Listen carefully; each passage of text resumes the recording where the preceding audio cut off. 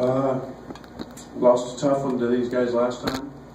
It was a game, and watching it, that I don't think it was a thing of beauty by either team, but you know, they made a play, got an offensive rebound, and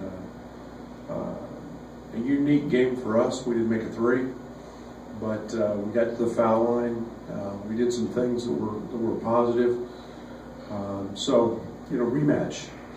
Coming off the Purdue game, in which I loved the first half. I loved how we played. I think that's the way you kind of have to grit it, grind it on the road. We got offensive rebounds. We turned them over, took them out of what they wanted. We had 4 or 5 mistakes just in transition that you can't make, that I didn't like.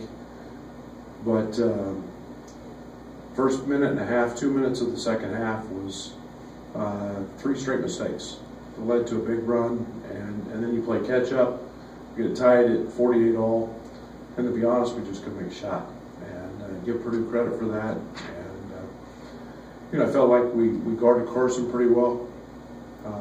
You know, we got 14 shot attempts. We did what we wanted to do in the standpoint of keeping certain guys off the glass, but a night when Georgie was in foul trouble, Adonis's knee was bothering him, so we didn't have a lot of size to guard arms, and he was really effective. So, but you know, a day off on Monday, or what? When did we play? Wednesday. I'm so confused in my days. Thursday. Yeah. I have no idea what day of the week it is. It's Saturday now. It's Saturday, and anyway, so we had a day off after that game, and then obviously a couple days of practice to prepare for Northwestern, the team that beat us in the first.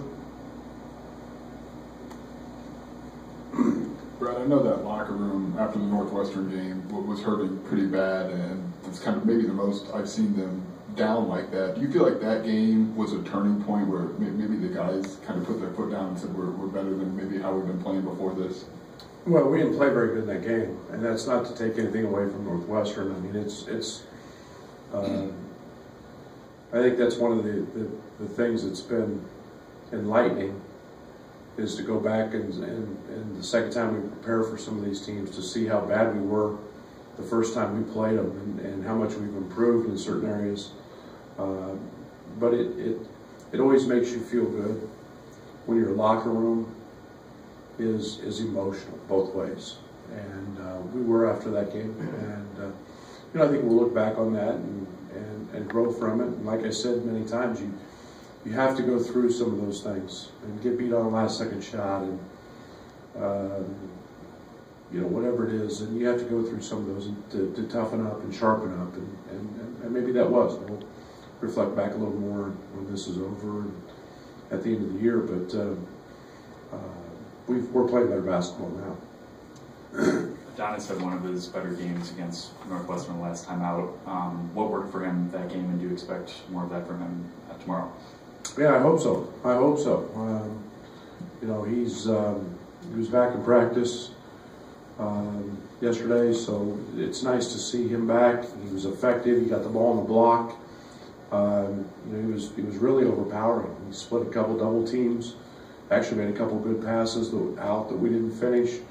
In a game that you know, Georgie picked up a couple early, and you know, gave us a real boost. And you know, Adonis is capable of that, and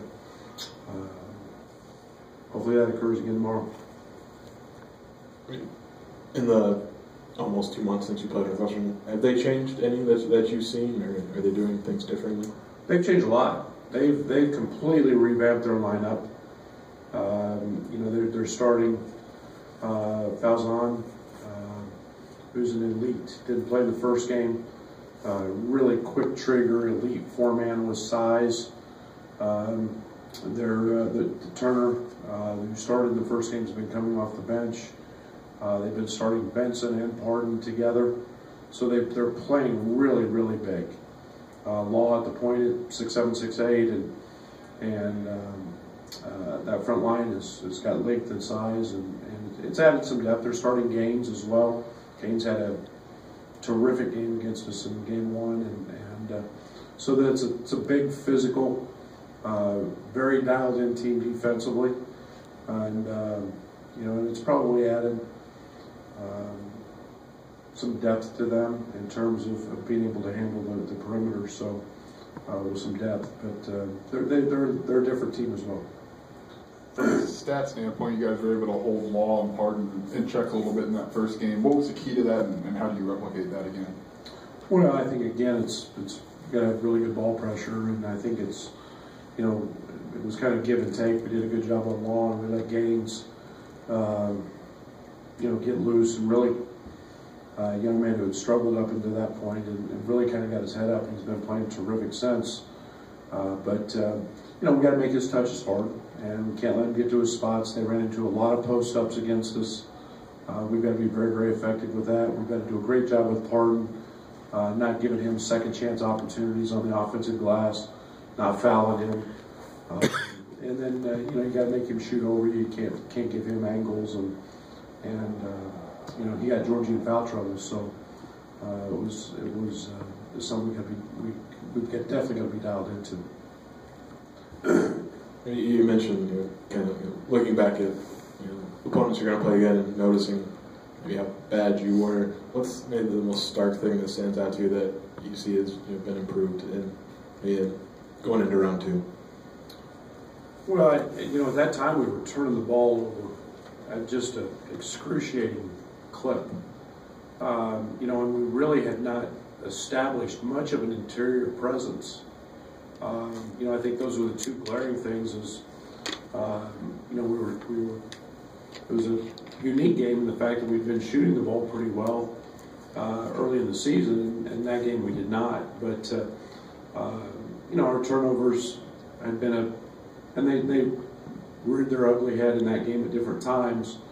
But you know, I think we were still searching for an identity. We were still searching for a role. Our inside presence was not great at that point in terms of going to Georgie. You know, we were relying on Trent and Io a great deal, but yeah, just the simple things. Defensively, we're much better. I think in terms of not making mistakes as often. So I think we're better on both ends. Brad, you mentioned the term rematch in your opening statement. You've had some success against teams the second time after they were able to get you the first one. Is that something that you guys have talked about at all this week?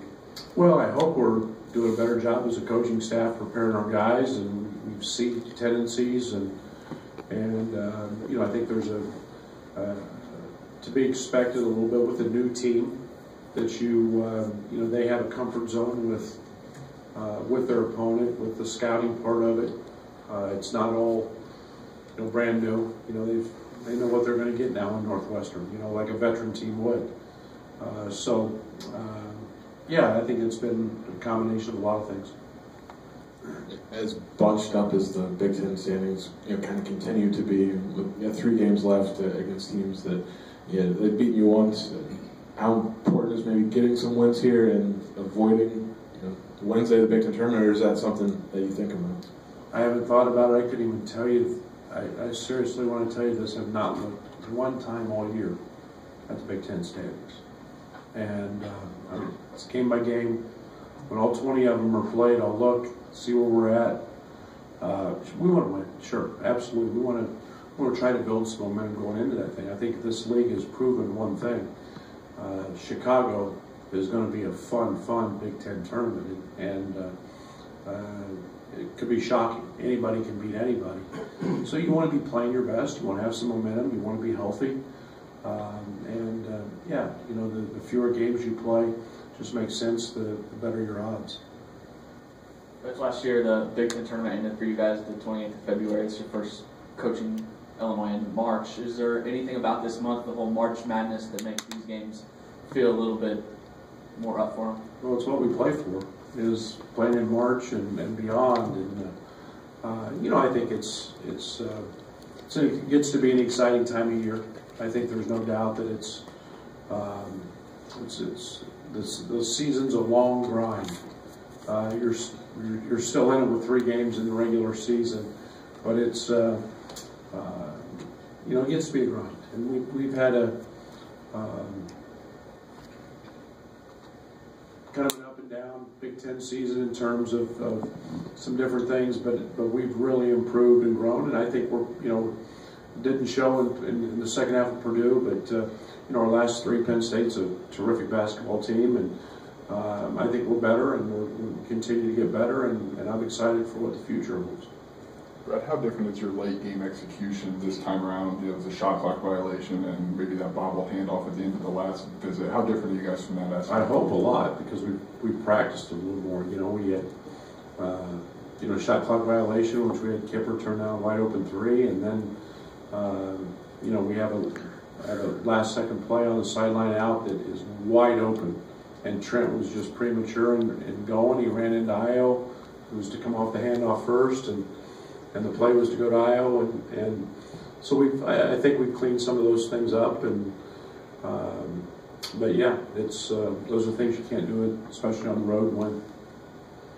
As you look back at the Purdue game, how did you evaluate Trent coming off the bench? Is there maybe a different role for him? Mixed bag. I don't think that Trent was as. I don't think Trent was bad. I didn't think Dre was great.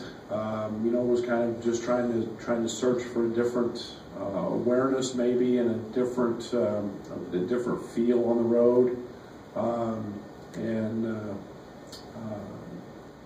You know, it's kind of a mixed bag. You know, Trent was okay. You know, Dre was okay. It wasn't great, but kind of a flat lines. Give it a grade of a C, average move. Thanks, guys.